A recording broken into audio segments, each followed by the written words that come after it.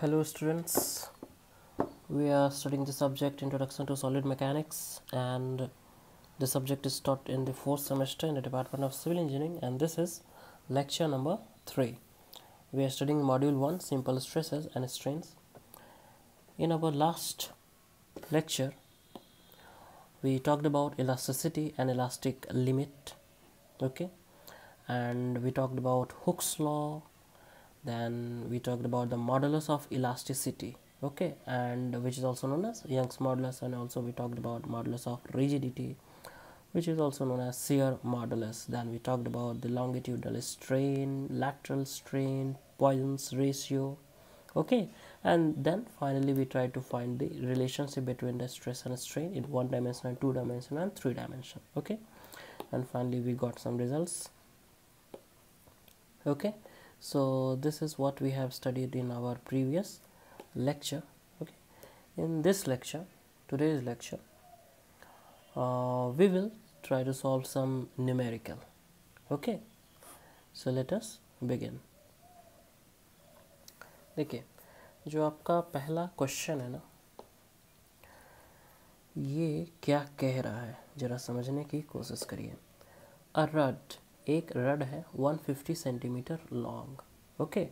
Rod is 150 centimetre long, एक rod है, ठीक है, किसी मटेरियल का हो जो 150 सेंटीमीटर लंबा है और उसकी डायमीटर कितनी है 2 सेंटीमीटर, ठीक है. 150 सेंटीमीटर लंबा एक रड है और उसकी डायमीटर 2 सेंटीमीटर है, ठीक है. Is subjected to an axial pull. Is subjected to an axial pull का मतलब क्या है, अगर ये आपका रड है तो एक्सियल पुल इस तरह लग रहा है, ठीक है. Is subjected to an axial pull कितना है भाई, तो 20 किलो न्यूटन है, ठीक है. If the modulus of elasticity of the material, जो रड है, ठीक है, उसका जो मटेरियल है उसकी मॉडुलस ऑफ इलास्टिसिटी कितनी दी हुई है, वो दे रखा है 2 × 10⁵ न्यूटन पर mm², ठीक है. ये कंडीशन आपको दे रखा है और आपको निकालना है स्ट्रेस, स्ट्रेन और इलांगेशन इन द रड, ठीक है. तो हमने अपने प्रीवियस लेक्चर्स में इन चीज़ों के बारे में अच्छा खासा जानकारी इकट्ठा कर लिया है, ठीक है. तो आइए देखते हैं कैसे हम लोग न्यूमेरिकल को सॉल्व करते हैं, कैसा हमारा अप्रोच होना चाहिए. Let us see. First and foremost thing जो होती है वो है कि सॉल्यूशन में आप लिखोगे गिवन, जो चीज़ें दी हुई हैं उसके बारे में आप लिख दोगे, ठीक है. सबसे पहले क्या दिया हुआ है, लेंथ ऑफ द रड, है ना. तो लेंथ ऑफ द रड कितना दिया हुआ है, इसको मैं L मान लूँ, तो कितना दिया हुआ है 150 सेंटीमीटर, ठीक है. और क्या दिया हुआ है, डायमीटर. देखिए ये फर्स्ट न्यूमेरिकल है इसलिए मैं यहाँ लेंथ ऑफ द रड भी लिख रहा हूँ, L भी लिख रहा हूँ. आगे के न्यूमेरिकल में मैं सीधे क्या लिखूँगा, L. तो आप समझ जाओगे कि अच्छा ये लेंथ की बात हो रही है. फिर मैं सीधे D लिखूँगा तो आप समझ जाओगे अच्छा डायमीटर की बात हो रही है, ठीक है. ये जो कि फर्स्ट न्यूमेरिकल इसलिए हम लोग इसको पूरा थोड़ा लंबे तरीके से करेंगे, ठीक है. जो आपका डायमीटर ऑफ द रड है, ठीक है, उसको मैं अगर D बोल दूँ, ओके, उसको मैं D बोल दूँ तो वो कितना दिया हुआ है 2 सेंटीमीटर. और कुछ चीज़ दी हुई है तो बताइए. E की वैल्यू दी हुई है, ठीक है. इसे यहाँ भी मैं कंप्लीट नेम लिख रहा हूँ, ओके. मॉडुलस ऑफ इलास्टिसिटी, ठीक है. मॉडुलस ऑफ इलास्टिसिटी अगर मैं इसको E से डिनोट करूँ तो कितना दिया हुआ है 2 × 10⁵ न्यूटन पर mm², ओके. चलिए हमें निकालना है स्ट्रेस. तो देखिए भैया स्ट्रेस निकालने के लिए हमें पता है कि स्ट्रेस को अगर सिग्मा से डिनोट करें तो it is equal to what, load upon area, ठीक है. It is simply equal to load upon area, ये होता है, ठीक है. जो लोड है वो हमें पता है, लेकिन जो एरिया है क्रॉस सेक्शनल एरिया वो हमें पता नहीं है. तो हमें क्रॉस सेक्शनल एरिया इस रड का जानना होगा, ठीक है. तो क्रॉस सेक्शनल एरिया कैसे जानेंगे भाई, तो हमें पता है कि area A is equal to π/4 d² होता है, ठीक है.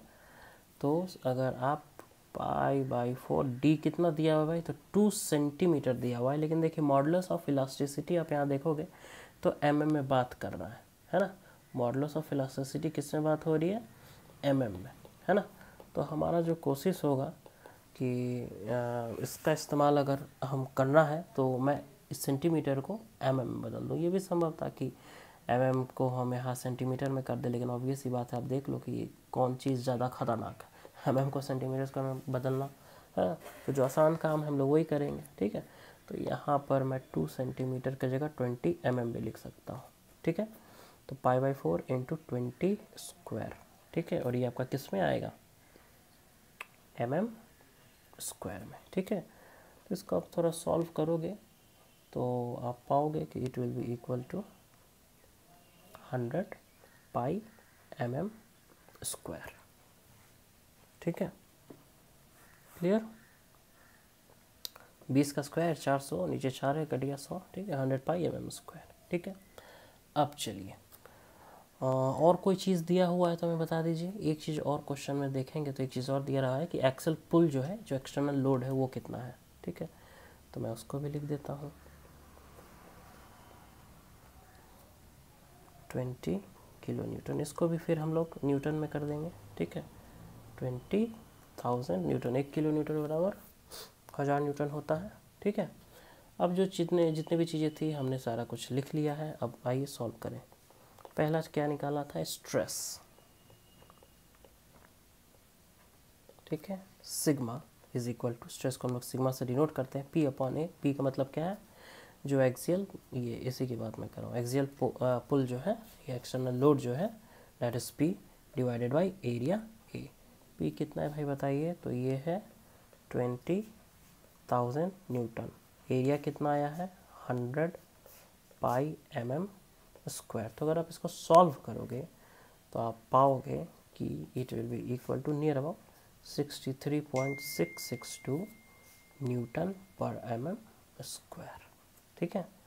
तो ये आपका आंसर निकल के यहाँ आ गया, ठीक है। ओके, स्ट्रेस पता चला कि क्वेश्चन दिया हुआ है तो क्वेश्चन में जो चीज़ें दी हुई हैं उसको सबसे पहले लिख लीजिए, ताकि आपके सामने क्लियर हो जाए, पता चल जाए कि क्या क्या दिया हुआ है, ठीक है। अब क्या निकालना है, स्ट्रेस। तो स्ट्रेस हमें पता है कि लोड अपॉन ए होता है, ठीक है। तो अभी कैसे निकालेंगे भाई, तो वो दोनों ही चीज़ें हमने देखा कि दिया हुआ है, लोड डायरेक्टली दिया हुआ है, एरिया इनडायरेक्टली डायमीटर के फॉर्म में दिया हुआ है, ठीक है। तो इस तरह हम लोग स्ट्रेस निकाल लेंगे, बहुत ही आसान है, ठीक है। देन दूसरी चीज़ जो हमें निकालनी है क्या है, स्ट्रेन ना। दूसरी चीज़ क्या नहीं, स्ट्रेन ही तो है। स्ट्रेन किससे डिनोट करते हैं, ई से। कैसे निकलेगा, देखिए एक चीज़ तो हमें पता है कि यूनिडायरेक्शनल लोड के लिए E is equal to sigma upon E, ये तो हमें पता है ना, ठीक है। तो यहाँ से हम लोग निकाल सकते हैं E is equal to sigma upon E, ये हमें पता है, ठीक है। तो इसी का इस्तेमाल हम लोग यहाँ पर करेंगे, ठीक है। E is equal to sigma upon E, okay. E is equal to sigma, stress कितना है तो हम लोग यहाँ पर ऑलरेडी निकाल चुके हैं, स्ट्रेस कितना है ना, कितना है 63.662 न्यूटन पर mm square, okay. Divided by E की वैल्यू अभी अभी आपने लिखा है ऊपर, मॉडुलस ऑफ इलास्टिसिटी, ई कितना 2 × 10⁵ है ना, कितना है 2 × 10⁵ न्यूटन पर mm स्क्वायर, ठीक है। तो आपका जो स्ट्रेन है, अगर इसको आप सॉल्व करोगे तो यू विल गेट 0.000318।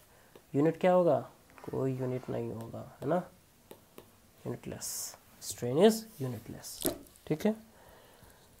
तो दूसरा भी हमने निकाल लिया। तीसरा क्या कह रहा है वो भी देख लेते हैं।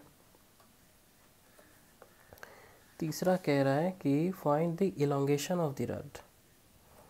इलोंगेशन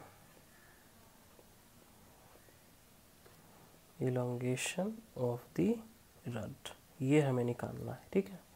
अच्छा, तो ये बताइए कि strain E is equal to DL upon L होता है कि नहीं होता है, change in length upon length, original length, ये होता है, पता है हमें, ठीक है। यहाँ बात हो रही इलोंगेशन की, मतलब क्या निकालना है, यही तो निकालना है ना, इलोंगेशन कितना चेंज आया DL, यही तो हमें निकालना है, ठीक है।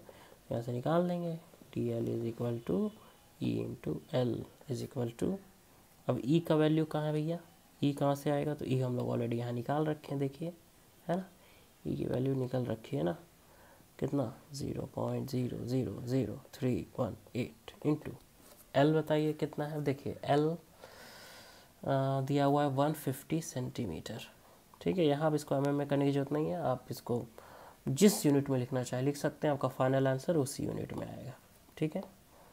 तो 150 सेंटीमीटर दे रखा है तो हम लोग इसको 150 से ही गुना कर देते हैं, तो हमारा जो फाइनल आंसर है वो भी सेंटीमीटर में आ जाएगा, ठीक है। तो आप सॉल्व करोगे तो विल गेट नियरली 0.0477 सेंटीमीटर, ठीक है। ये आपका आ जाएगा 10। हमने इस क्वेश्चन को पूरी तरह सॉल्व कर लिया, ठीक है। देखिए क्वेश्चन को सॉल्व किया, क्या क्वेश्चन पूछ रहा था कि स्ट्रेस बताइए, स्ट्रेन बताइए, एलोंगेशन बताइए, आपको फॉर्मूले पता है, ठीक है। तो आप बहुत आसानी से इसको निकाल सकते हैं। हमेशा शुरुआत में गिवन और जो भी चीज़ें दी हुई हैं आपके क्वेश्चन में उन सभी चीज़ों को लिख लेना उचित होता है, ठीक है। स्टेप बाय स्टेप मार्किंग जब होती है तो काफ़ी अच्छा मार्क्स इसमें आपको मिल जाएगा, ठीक है। तो स्ट्रेस, स्ट्रेन, एलोंगेशन और द रड, ये तीनों हमने बहुत अच्छे तरीके से निकाल लिया है, okay. Let us now move to next question. देखिए ये जो क्वेश्चन है ये क्या कह रहा है, ये क्वेश्चन कह रहा है find the minimum diameter of A steel wire, ठीक है, which is used to raise a load of 4000 Newton if the stress in the rod is not to exceed 95। देखिए मेगा न्यूटन पर मीटर स्क्वायर। देखिए जो कह रहा है question वो ये है कि एक स्टील वायर है आपके पास, ठीक है, वो लोड रेज कर रहा है, मतलब उसमें नीचे एक लोड लगा हुआ है, ठीक है, और वो लोड कितना है 4000 न्यूटन है, ठीक है। तो आपको बताना है कि वो जो वायर है ना, ठीक है, ये वायर है, ठीक है, इसके नीचे अगर मैं कह दूं कि 4000 न्यूटन का एक लोड है, ठीक है, तो और इसका स्ट्रेस जो है वो हमें पता है कि 95 mn पर मीटर स्क्वायर, मेगा न्यूटन पर मीटर स्क्वायर से ज़्यादा नहीं होना चाहिए, ठीक है, इसमें स्ट्रेस नहीं आनी चाहिए, ठीक है। तो अब बताइए कि इसका डायमीटर कितना हो, इतना पतला काफ़ी है कि इसका डायमीटर और बढ़ा दिया जाए, कितना इसका डायमीटर रखा जाए, ठीक है, कि स्ट्रेस हमें पता है कि मैक्सिमम स्ट्रेस कितनी है, ठीक है, और लोड 4000 वही पता है, तो इसका डायमीटर कितना रखें हम लोग, ठीक है, बस यही हमें बताना है, ठीक है, यही प्रश्न है आपका, ओके। तो देखिए कैसे इसमें सॉल्व करेंगे। First and the foremost thing आप लोग को ऑलरेडी पता है, क्या है जी first and the foremost thing, given जो भी चीज़ें दी हुई हैं वो हम लोग लिख देंगे, ठीक है, जो भी चीज़ें यहाँ दे रखी है वो हम लोग लिख देंगे कि गिवन क्या क्या दिया रखा है, ठीक है।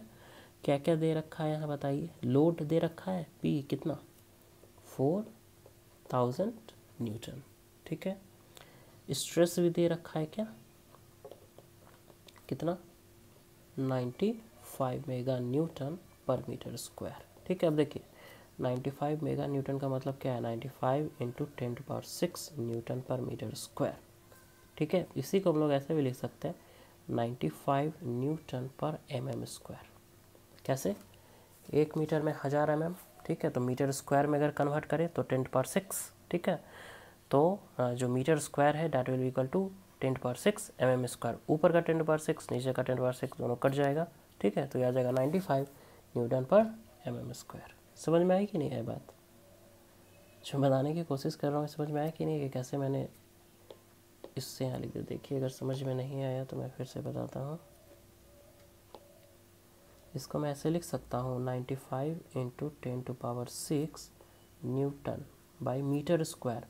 1 मीटर को अगर मैं mm में कन्वर्ट करूँ तो 1000 mm, और दूसरे मीटर को मैं mm में कन्वर्ट करूँ तो इंटू 1000 mm, ठीक है। तो मीटर स्क्वायर किस में कन्वर्ट हो गया mm स्क्वायर में। अब देखिए इसका मतलब यही है ना कि 95 इंटू 10⁶ न्यूटन पर mm स्क्वायर, और नीचे क्या आ गया यहाँ 10⁶ ये भी है, तो बस इसको काट दिया मैं। तो वही मैं कह रहा था कि 95 न्यूटन पर यहाँ ये mm स्क्वायर हो गया आपका, ठीक है, न्यूटन पर mm स्क्वायर, ठीक है। ये मैं कह रहा था कि यहाँ से हम लोग यहाँ पहुँच गए, ठीक है, मेगा न्यूटन पर मीटर स्क्वायर या न्यूटन पर mm स्क्वायर, ठीक है। कैसे पहुँच गए आपने देख लिया, ओके। अब देखिए डायमीटर ऑफ द वायर, हम मान लेते हैं कि जो आपका डायमीटर है जो हमें निकालना है, ठीक है, ऑफ वायर, इसको मान लेते हैं d, ठीक है। तो मुझे बताइए एरिया कितना होगा, area is equal to π/4 d square, यही होगा ना, ठीक है। हमें पता है stress is equal to load upon area, हमें पता है कि स्ट्रेस आया है 95 न्यूटन पर M square is equal to load 4000 newton, ठीक है, अपॉन एरिया π/4 डी स्क्वायर। ठीक है, इसका मतलब क्या हो गया, इसका मतलब ये हो गया कि हम लोग इसको ऐसे लिख सकते हैं 95 न्यूटन, न्यूटन कट जाएगा ना, ठीक है, तो 95 okay is equal to 4000 into 4 divided by pi into D square, ठीक है, mm², और D square is equal to 4000 into 4 divided by pi 95 mm²। ठीक है, इसको जरा आप सॉल्व करिए तो देखिए कितना आता है। D square is equal to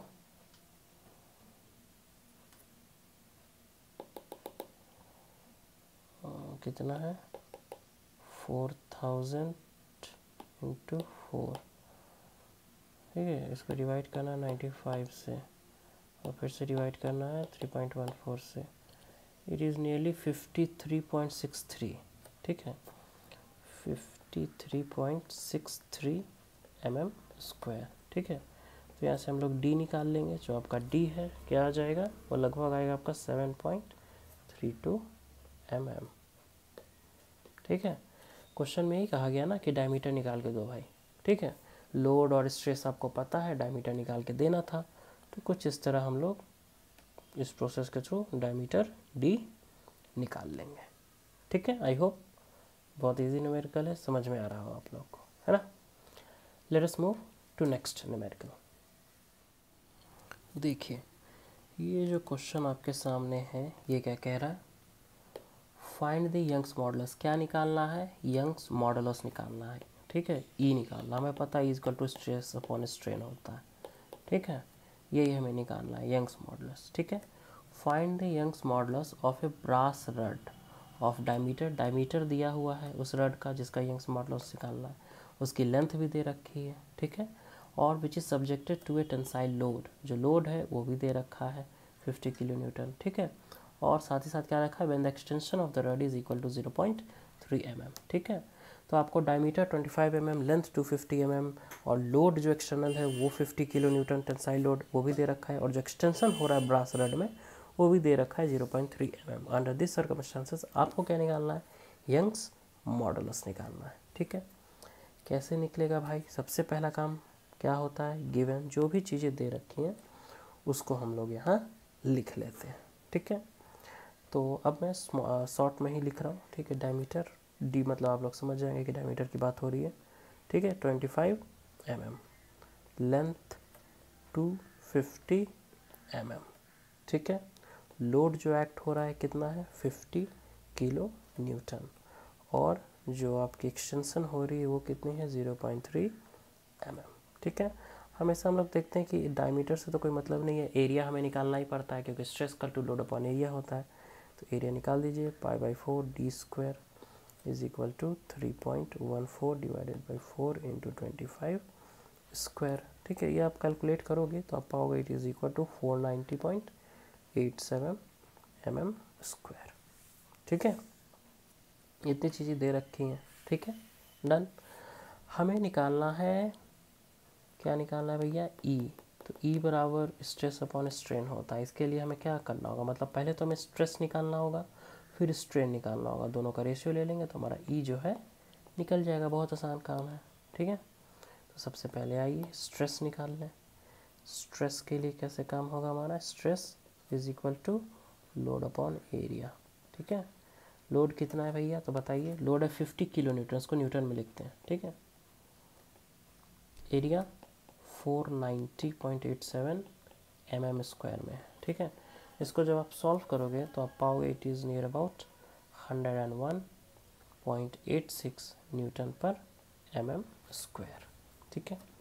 इसी तरह हम लोग स्ट्रेन निकाल लेंगे, स्ट्रेन क्या होता है, change in length upon original length, change in length ये दे रखे हैं कि 0.3 mm, और ओरिजिनल लेंथ कितना 250 mm।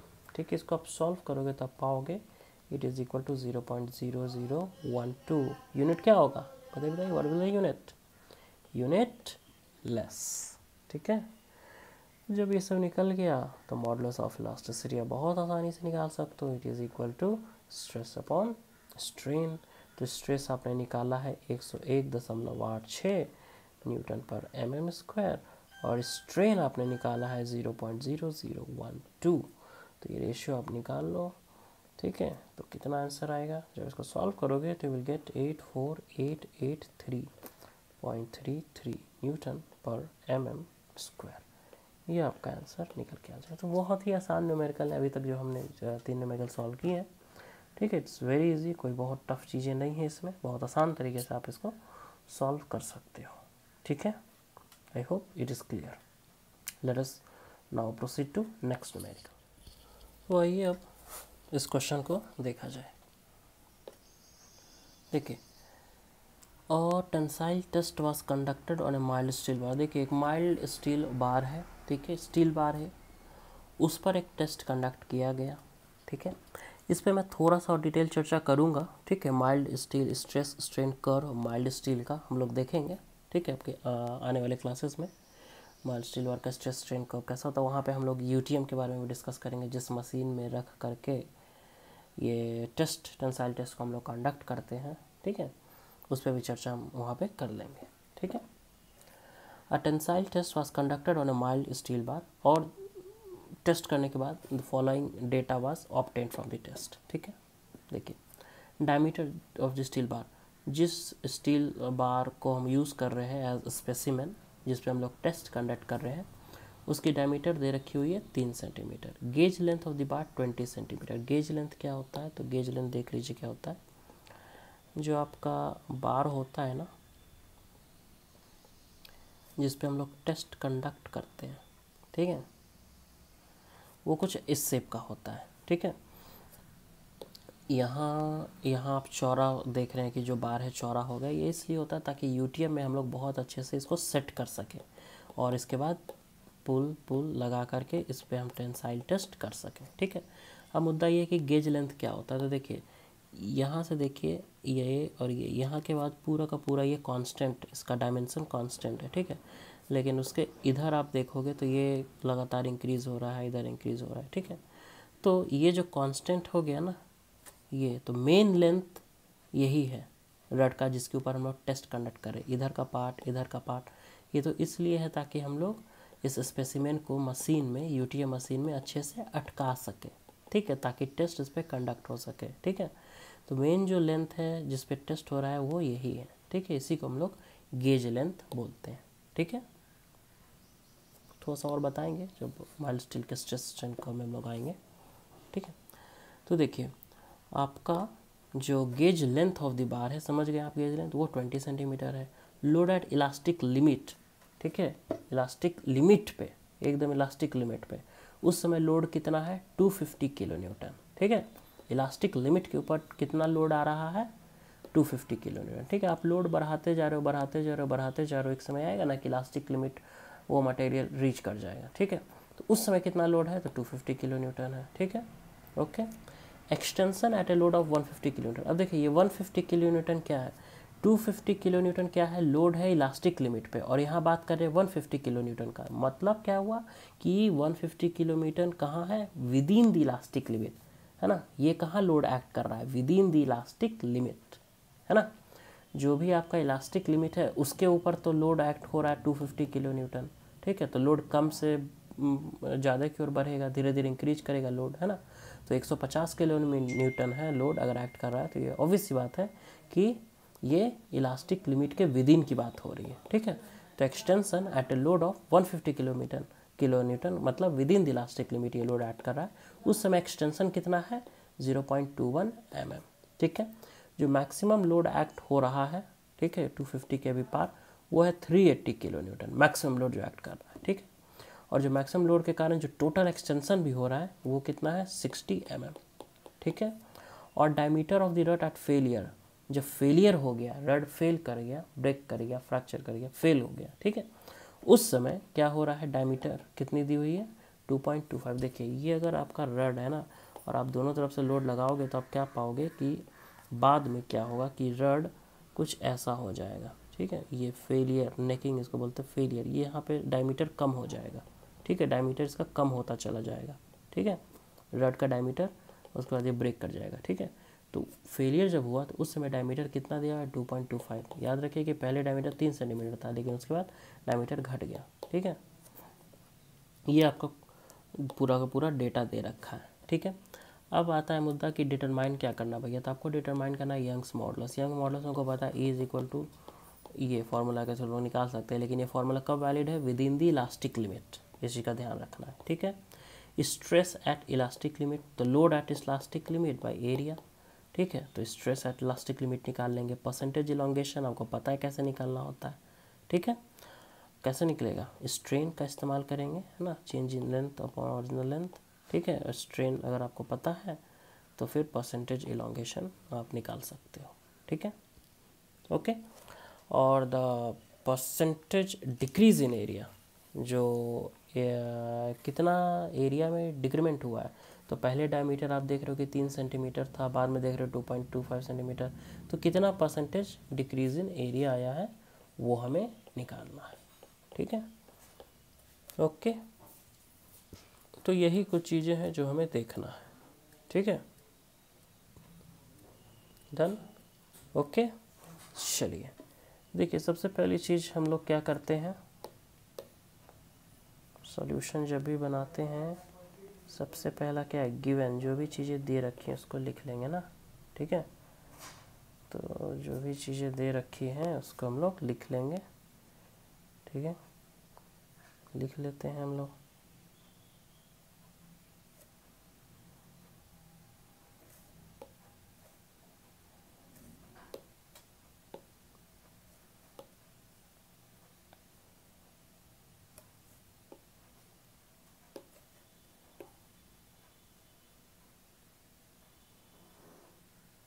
यही कुछ चीज़ें दे रखी हैं, ठीक है, तो हमने उन चीज़ों को लिख लिया है, ठीक है। जो भी चीज़ें दी हुई क्वेश्चन में दी हुई है हमने लिख लिया, ठीक है। अब आइए देखते हैं कैसे इसको सॉल्व करना है, ठीक है। चलिए अब मुझे बताइए, सबसे पहला चीज़ क्या हमें एरिया निकालना पड़ेगा, क्योंकि डायमीटर दिया हुआ है, डायमीटर से हमारा काम बनता नहीं, स्ट्रेस वगैरह में हमें एरिया निकालना पड़ता है। सबसे पहले हम लोग एरिया निकाल लेते हैं। एरिया = π/4d², ठीक है। π/4, डी की वैल्यू कितनी दी हुई है 3, ठीक है।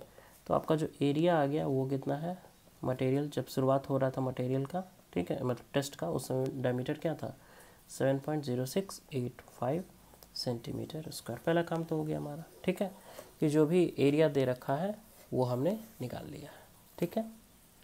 अब हमारा काम जो है वो है क्वेश्चन नंबर ए के तरफ आने का। देखिए द यंग्स मॉडुलस हमें निकालना है, यंग्स मॉडुलस। तो देखिए कैसे हम लोग यंग्स मॉडुलस निकालेंगे। आपको पता है कि यंग्स मॉडुलस निकालने के लिए ज़रूरी हमें पड़ेगा स्ट्रेस, ठीक है, और ज़रूरत पड़ेगा स्ट्रेन का, ठीक है। तो स्ट्रेस = P/A होता है, ठीक है। लेकिन यंग्स मॉडुलस हमें पता है कि within the elastic limit, ठीक है, E = σ/E जो होता है within the elastic limit, ठीक है।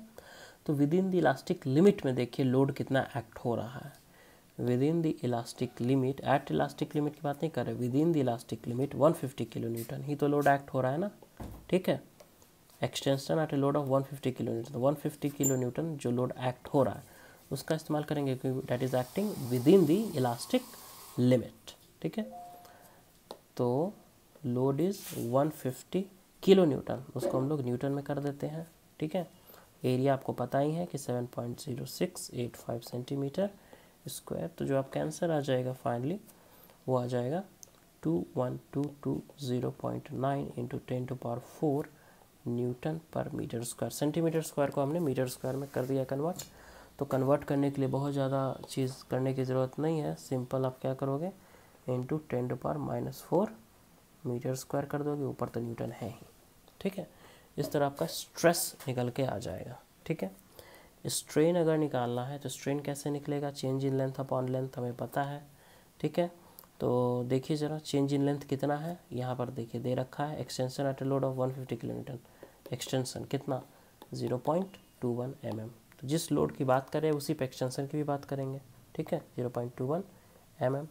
ओरिजिनल लेंथ कितना दिए रखा था 20 सेंटीमीटर, उसको भी मैं mm में कन्वर्ट कर देता हूँ, तो आपका जो आंसर आएगा वो लगभग 0.00105 यूनिट क्या होगा, it will B unit less, ठीक है। तो एरिया, स्ट्रेस, स्ट्रेन ये हमने निकाल लिया है, ठीक है। इतना जब निकाल लिया है तो मुझे बताइए जो हमारा मेन काम था, क्वेश्चन नंबर ए अभी हम लोग कर रहे हैं, ठीक है। जो हमारा मेन काम था यंग्स मॉडुलस निकालना, that is equal to stress upon strain. ये फॉर्मूला उसी समय यूज़ होता है जब within the elastic method लोग बात कर रहे होते हैं, ठीक है। तो स्ट्रेस कितने आए, स्ट्रेस हमने काउंट किया है 21220.9 इंटू 10 टू द पावर 4, ठीक है, न्यूटन पर मीटर स्क्वायर, ठीक है। अब स्ट्रेन कितना आया है 0.00105, ठीक है, इज इक्वल टू, अगर इसको आप सॉल्व करोगे तो you will find that answer जो आएगा वो 20209523 इंटू 10 टू पावर 4 न्यूटन पर मीटर स्क्वायर आएगा, ठीक है। अब देखिए 4 जीरो यहाँ, 1 2 3 4 5 जीरो और, ठीक है, यहाँ तक ये 4 जीरो ये 5 जीरो, 10 टू पावर 9 को मैं अगर अलग कर सकूँ, ठीक है, तो हमारा आंसर क्या आएगा 202.095 इंटू 10 टू पावर 4 तो था ही, 5 जीरो इधर से उठा लिया, ठीक है, 10 टू पावर 9 न्यूटन पर मीटर स्क्वायर। और 10 टू पावर 9 का मतलब आपको पता है, ठीक है, क्या, जीगा, जीगा न्यूटन पर मीटर स्क्वायर। ये आपका पहले पार्ट का आंसर मिल गया है, okay. I hope it is clear. चलिए अब इसका पार्ट बी करने की कोशिश हम लोग करते हैं। पार्ट बी क्या कह रहा है, देखिए stress at elastic limit. Stress, simply stress निकालना है इलास्टिक लिमिट पे। स्ट्रेस इलास्टिक लिमिट मतलब load at elastic limit by area, ठीक है। What is the load at elastic limit, देखिए load at elastic limit is 250 kilo newton. तो बस बहुत आसान है, 250 kilo newton divided by area बताइए कितना है, तो 7.0685 इंटू 10 टू पावर -4। क्यों, ताकि सेंटीमीटर स्क्वायर मीटर स्क्वायर में कन्वर्ट हो सके, ठीक है। एरिया अपना निकालना है सेंटीमीटर स्क्वायर में, ठीक है। ऊपर भी मैं ऐसा करता हूँ कि किलो न्यूटन को मैं न्यूटन में कन्वर्ट कर देता हूँ, ठीक है। और नीचे आपका मीटर स्क्वायर में कन्वर्ट हो गया है, ठीक है। तो स्ट्रेस जो आपका फाइनली यहाँ से कैलकुलेट करोगे आप, तो 35368 इंटू 10 टू पावर 4 न्यूटन पर मीटर स्क्वायर आएगा। इसको हम लोग क्या करते हैं, 4 2 और 353.68 मतलब 10 टू पावर 4, अगर यहाँ से हम लोग पॉइंट दे दें, ठीक है, जो मैंने दिया, तो 2 जीरो और आ जाएगा ना, तो क्या आ जाएगा, ये आ जाएगा आपका इंटू 10 टू पावर 6 न्यूटन पर मीटर स्क्वायर। आप समझ ही गए होंगे मैं क्या करने की कोशिश कर रहा हूँ। 353.68 क्या, 10 टू पावर 6 मतलब मेगा न्यूटन, ठीक है। तो ये आपने स्ट्रेस भी निकाल दिया जो पूछा गया था आपसे, ठीक है, क्लियर है। चलिए आइए अब हम लोग पार्ट सी को देख लें। देखिए जो पार्ट सी है वो कह रहा है परसेंटेज इलोंगेशन, ठीक है, परसेंटेज इलोंगेशन। तो परसेंटेज इलोंगेशन की अगर हम बात करें इज इक्वल टू क्या होगा, change in length divided by original length into 100, ठीक है। तो यहाँ क्या हुआ है, लेंथ में इंक्रीज हुआ है ना, लेंथ तो इंक्रीज हुई है, ठीक है। तो total increase in length divided by original length into 100 is equal to, बताइए what is the increase in length, total increase in the length कितने हुई है, देखिए ऊपर तो कहीं मिलेगा, ये देखिए यहाँ लिखा है टोटल एक्सटेंशन कितना 60 mm है ना, तो लिख दीजिए 60 mm। ओरिजिनल लेंथ कितना था 20 सेंटीमीटर, 200 mm इंटू 100। इसको आप सॉल्व करोगे यू विल गेट कितना 30%। ठीक है, जो इस क्वेश्चन का लास्ट पार्ट है वो क्या है देख लिया जाए ज़रा। Percentage decrease in area, decrease in area. पहले क्योंकि हमने देखा कि डायमीटर 3 सेंटीमीटर है और जब फेलियर की बात करें उस समय 2.25 सेंटीमीटर, तो इसी डायमीटर से हम लोग एरिया निकाल लेंगे। ठीक है, और फिर परसेंटेज जो भी चेंज आ रहा है उसको निकाल दिया जाएगा। ठीक है, बहुत आसान है। Percentage decrease in area. ठीक है, कैसे निकलेगा भैया, ऑब्वियस सी बात है, जैसे ऊपर क्या टोटल इंक्रीज इन लेंथ मैंने लिखा या फिर चेंज इन लेंथ की बात मैंने की, यहाँ पे लिखेंगे चेंज इन एरिया। अब चेंज इन एरिया का मतलब क्या है, original area minus area at failure, है ना, and divided by original area. Original area minus area at failure divided by original area into 100। ठीक है, तो बताइए ओरिजिनल एरिया कितना था, π/4 20, सॉरी डायमीटर कितना था 3 सेंटीमीटर था, 3 square minus area at failure 2.25 है ना, π/4 2.25 स्क्वायर, यही था ना जी, डिवाइडेड बाय ओरिजिनल एरिया बताइए π/4 3 स्क्वायर इंटू 100। इसको आप सॉल्व करोगे तो विल फाइंड दैट π/4, देखिए ये जो आपका ये वाला π/4, ये वाला π/4, ये π/4, ये ऊपर हम लोग क्या करेंगे कॉमन ले लेंगे π/4 और नीचे के साथ वो कट जाएगा। ठीक है, क्या आएगा 3 square 9 minus 5.0625 divided by 9 into 100, ये आपका लगभग में आ जाएगा 43.75%। ठीक है, तो जो भी आपका question number D C B A चारों को हमने सॉल्व कर दिया है। ठीक है, we have solve it. I hope ये समझ में आया आप लोग को ये क्वेश्चन और इसका सॉल्यूशन। ठीक है, okay dear students, we will meet again in our next lecture.